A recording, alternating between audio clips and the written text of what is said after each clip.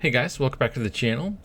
Now, one of the genres of game, free-to-play games, I don't really dabble in that much anymore, but over the years, like mainly the PS4 and the early PS5 time, I played about 5 free-to-play games a lot. Now, some of them are already on the Switch and Switch 2 via backwards compatibility, but since some of these probably wouldn't have worked on the original Switch, I would like to see the following 5 games on the Nintendo Switch 2.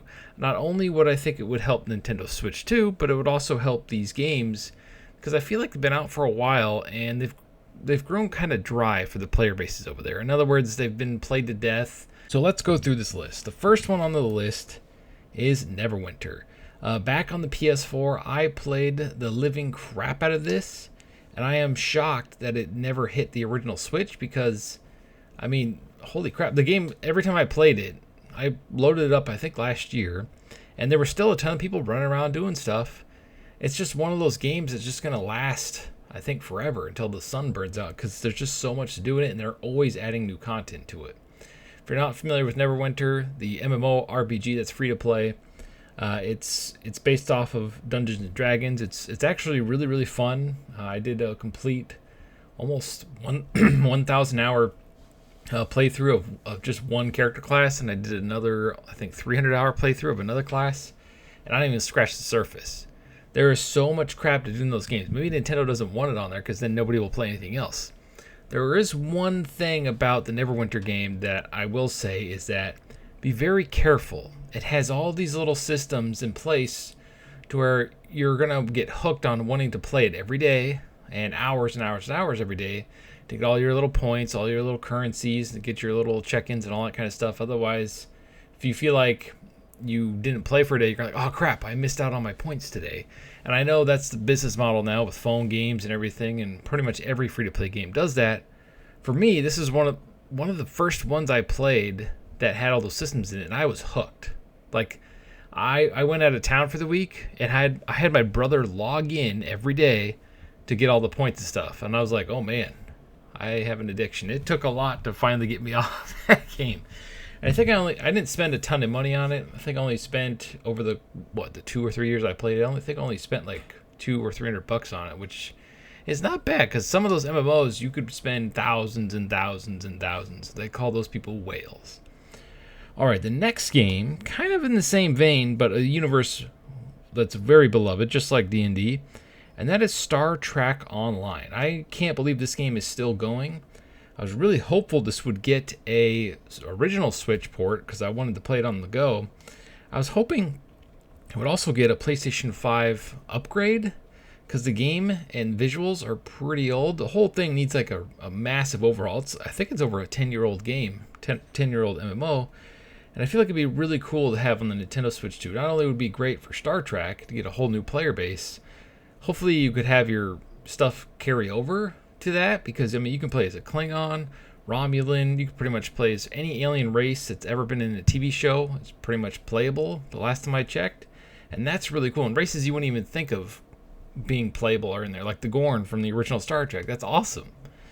And my buddy is a super Star Trek fan, so he's got like 4,000, 5,000 hours last time I checked on his Steam account and about 2,000 hours on his PlayStation account.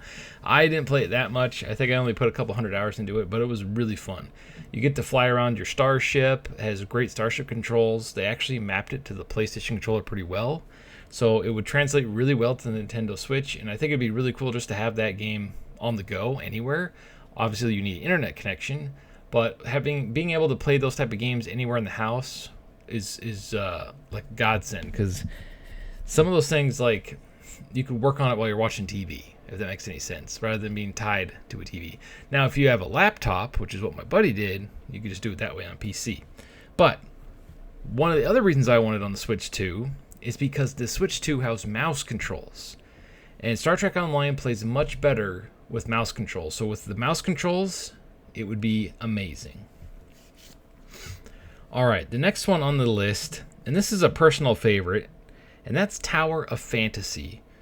This game is absolutely gorgeous. It's basically like this huge, massive open world with different huge sections. There's a huge city.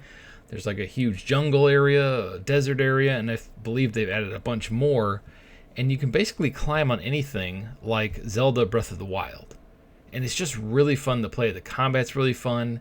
Once you get past the tutorial, you can create your own character. You can unlock characters with a gacha mechanic. It's one of those gacha MMOs. So you don't have to play as a created character if you don't want to. You can play as in-game characters. So it gives you tons of options. And they're adding a bunch of new stuff to the, I believe it's the Chinese version right now. I don't think it's hit the States yet. But they're adding a bunch of new content to it because a lot of people are afraid it's going to die off because there is so many other ones. And Genshin Impact pretty much owns the gacha scene. But to me, I like this one way better because character creation, the fact that you can climb on anything in the world. I played it for about, I want to say 100 hours on the PS5. And I would have kept playing it. The only thing that made me stop playing it was every single day for the first like 3 weeks of the game's release, they kept adding new stuff to the menu system, and it kept bogging down the controls and how it would function.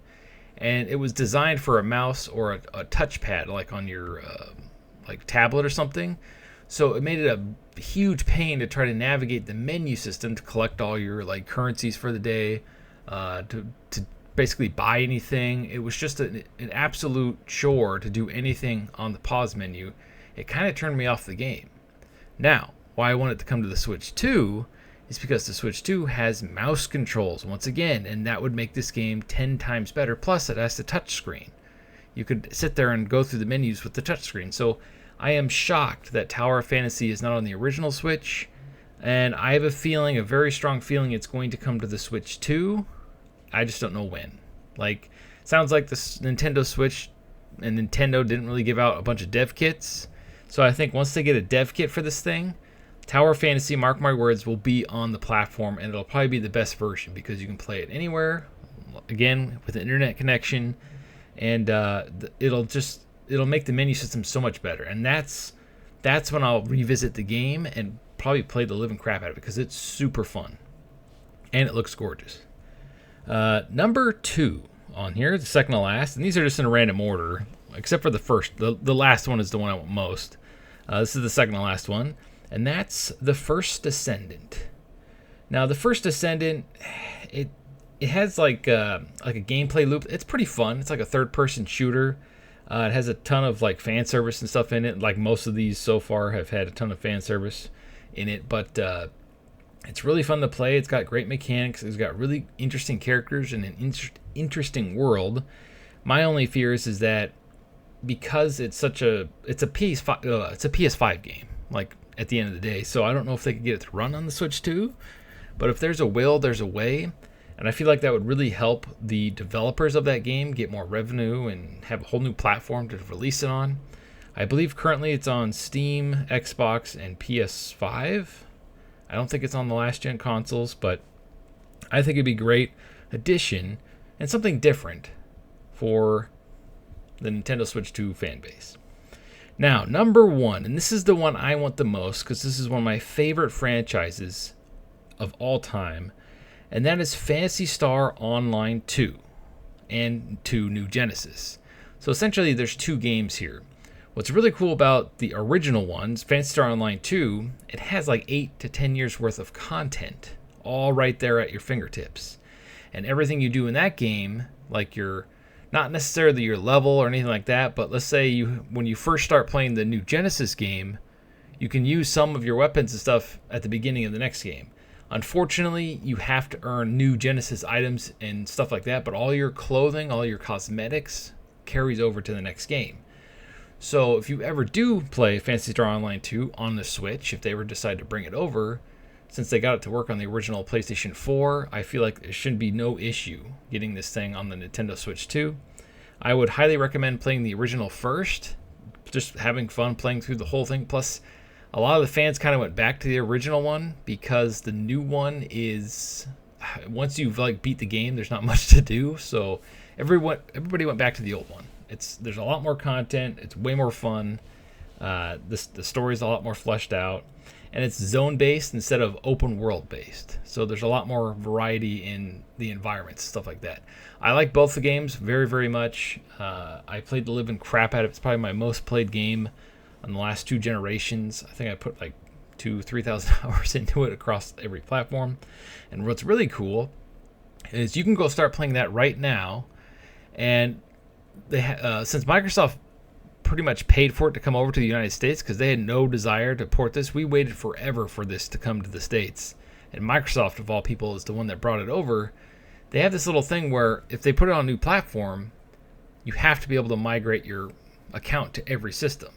So since I've linked my original Xbox account to my PS5 account for, Phantasy Star Online, I could link it to PC. I can link it to pretty much any platform that it's available on and play it. I don't have to go back and forth and try to switch it back and forth. No, if I want to play it on my Xbox, I can play it on my Xbox. If I want to stop and go play on my PlayStation, I can do it right away. You don't have to pick one console. And I think that would be huge for the Nintendo Switch 2, because you could play it on the Switch 2 when you're watching TV or on the go, and then when you're done, if you want better, graphics or fidelity, even though there is no official PS5 release, it does look better on PS5. You can go over to PS5, go into the settings, and really up the graphics. Because if you just play on base settings, it's really fuzzy and it looks terrible. I even have a video on one of my old channels on how to fix that. But anyway, so Phantasy Star Online 2, so super fun MMO. I really hope it comes to the Switch. I'm shocked that it hasn't. At the very least, I would love for Phantasy Star Online, the GameCube game, I think it's Online 1 and 2, I think it was like a combo thing, to come to the Nintendo Switch Online app. Because that game was freaking fun, and I played the crap out of it. But once you play Phantasy Star Online 2, the first one, not the new Genesis one, it improves upon that game in every single way. The only downside is that it's online only. It's an online free-to-play MMO. I really wish they had an offline option, because if they did Phantasy Star Online 2, the first one, I know it sounds confusing, I would be playing that and nothing else, because the game is that fun. Anyway, thank you for watching. Did I miss any free-to-play games that you would like to see on the system? Sound off the comments below. And as always, stay frosty.